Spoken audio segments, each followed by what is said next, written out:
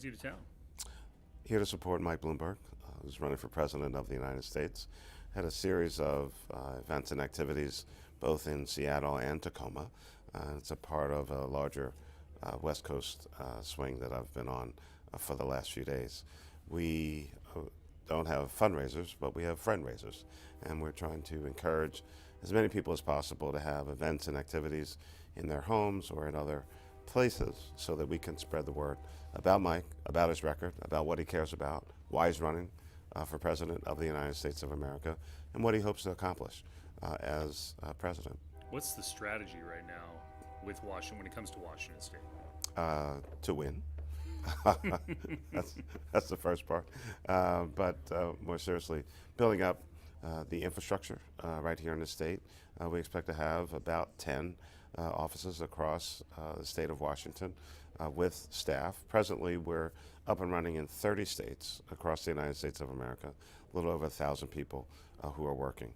We've got organizers on the ground and really just getting the message out about Mike. And then, of course, there's what I might refer to as air support, which is all the ads, TV, and social and digital media. Yeah, we've seen those ads here. Iowa and New Hampshire, though, it's a bit of an unusual strategy when you look at campaigns of the past to not really dive in with both feet in Iowa and New Hampshire. Why? Well, I think part of that is the timing of when Mike announced. If you go back, he announced in very late fall 2019. By that point in time, many of the candidates had already been on the field for a long period of time, had really spent a great amount of time in those first couple states, and we certainly respect all the people in those first couple states, but a lot of infrastructure had already been put into place. And when you look at the number of delegates that are available through those contests, the first four actually in February, representing a little less than 4% of the delegate total versus Super Tuesday in March and the subsequent contests, over 60% of the delegates. So who knows, if Mike had announced a year ago, January, February 2019, we might have a different strategy, but we announced when we announced, and then you adjust based on the circumstances at that time. Why did he decide to get into that? I mean, we haven't seen him yet in Washington State outside of the ads.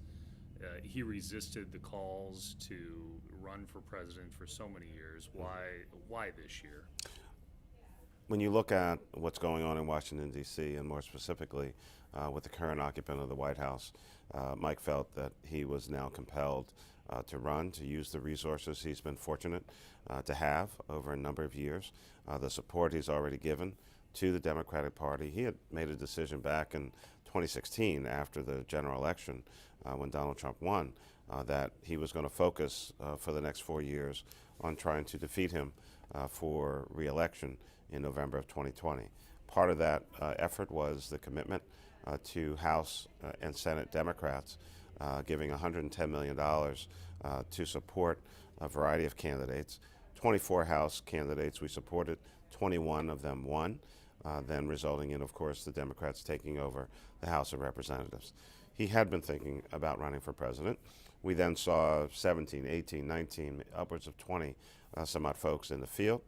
He felt at that time, well, let's see how this all plays out, see if there's a breakout candidate, let's see if there's someone who is exhibiting the strength and the resources to take on Trump in the fall.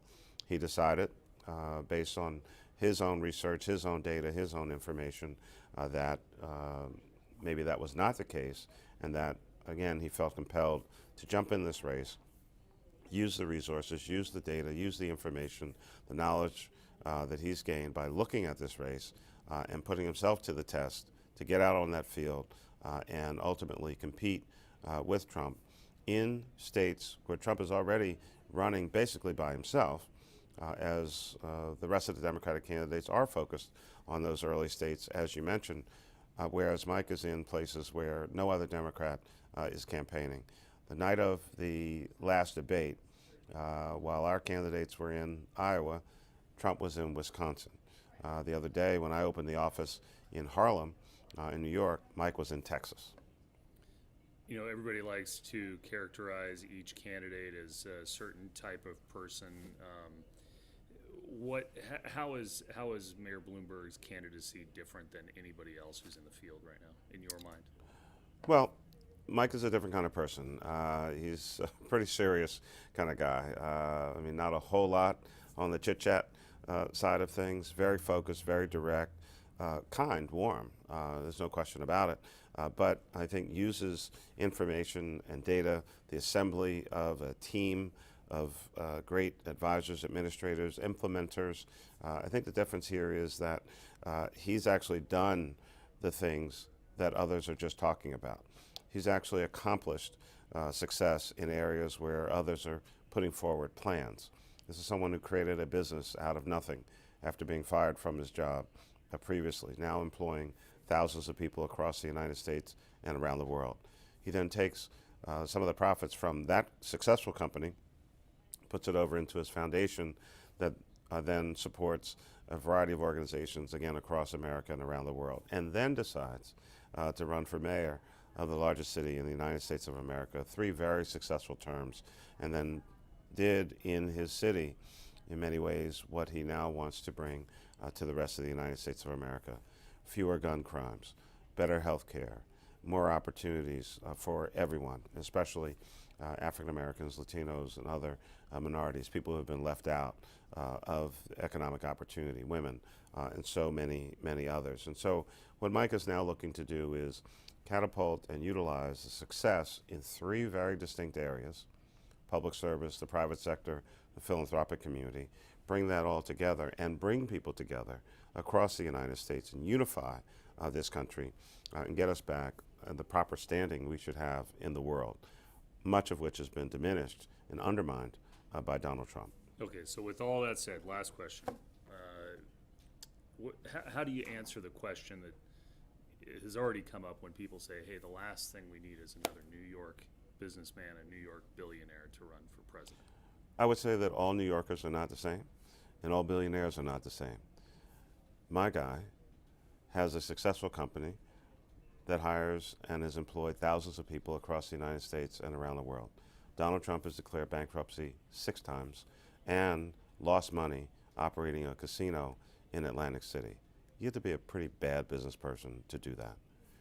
Mike Bloomberg has a foundation that continues to grow, function, and operate and support organizations, small, medium, and large, across the country and around the world.